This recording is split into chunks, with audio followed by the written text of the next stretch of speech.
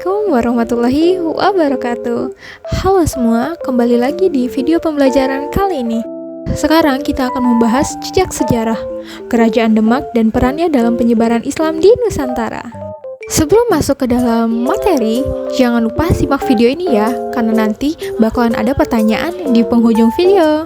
Check it out!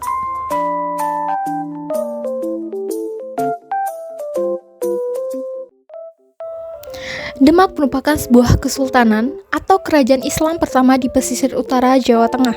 Secara geografis, kerajaan Demak terletak di Kabupaten Demak, Provinsi Jawa Tengah. Pada awalnya daerah Demak dikenal dengan sebutan Bintoro atau disebut juga Gelagahwangi, yang merupakan kerajaan bawahan Majapahit. Demak muncul pertengahan akhir abad ke-15 Masehi, berdiri kira-kira tahun 1478. Hal ini didasarkan pada saat jatuhnya Majapahit yang diperintah oleh Prabu Kertabumi atau Brawijaya V dengan ditandai Candra Sengkala, Sirna Ilang Kartaning Bumi, artinya tahun 1400 Saka atau 1478 Masehi. Munculnya kerajaan baru tersebut sangat mengherankan karena Demak letaknya tidak di daerah yang kurang subur. Sebelah utara terbentang daerah rawa yang sangat luas dan daerah Demak sering sekali dilanda banjir.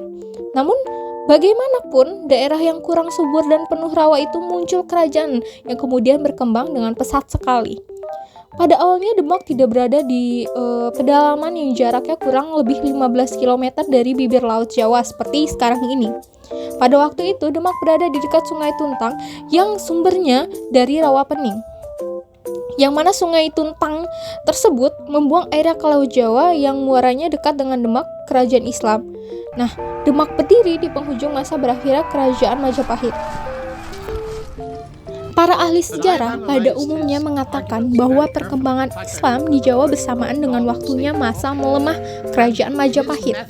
Keadaan ini memberi peluang kepada para penguasa Islam di pesisir untuk membangun pusat-pusat kekuasaan yang independen.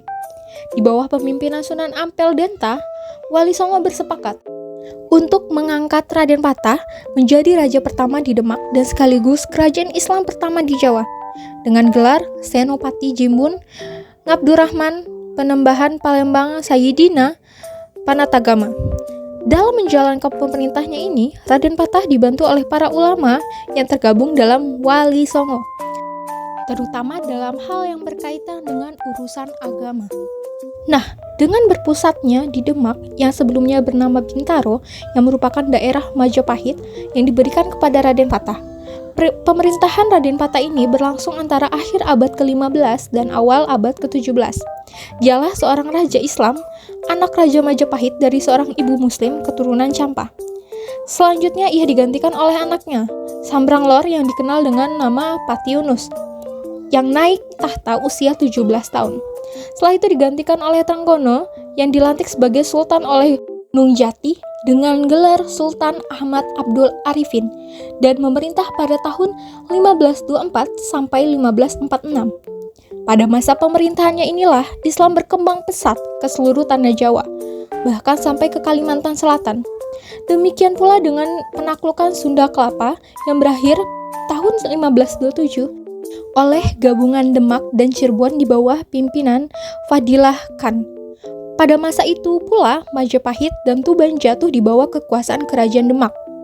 Selanjutnya pada tahun 1529 Demak berhasil mendudukan Madiun, Blora, Surabaya, Pasuruan, Lamongan, Blitar, Wirasabah, dan Kediri. Selain itu juga Palembang dan Banjarmasin juga mengakui kekuasaan Demak. Demikian pula lah dengan daerah Jawa Tengah bagian selatan sekitaran Gunung Merapi, Pengging, dan Pajang yang dikuasai berkat pemuka Islam yaitu Syekh Siti Jenar dan Sultan Tembayat. Sultan Trenggono meninggal tahun 1549 karena terbunuh ketika melakukan penyeburan ke Blambang. Selanjutnya ia digantikan oleh Prawoto dan Prawoto juga meninggal karena dibunuh oleh Arya Penangsang dari Jipang pada tahun 1549. Kerajaan Demak berakhir ketika Arya Penangsang dibunuh oleh Jaka Tingkir yang selanjutnya mendirikan kerajaan Pajang. Nah, sekian dulu ya video pembelajaran kita kali ini.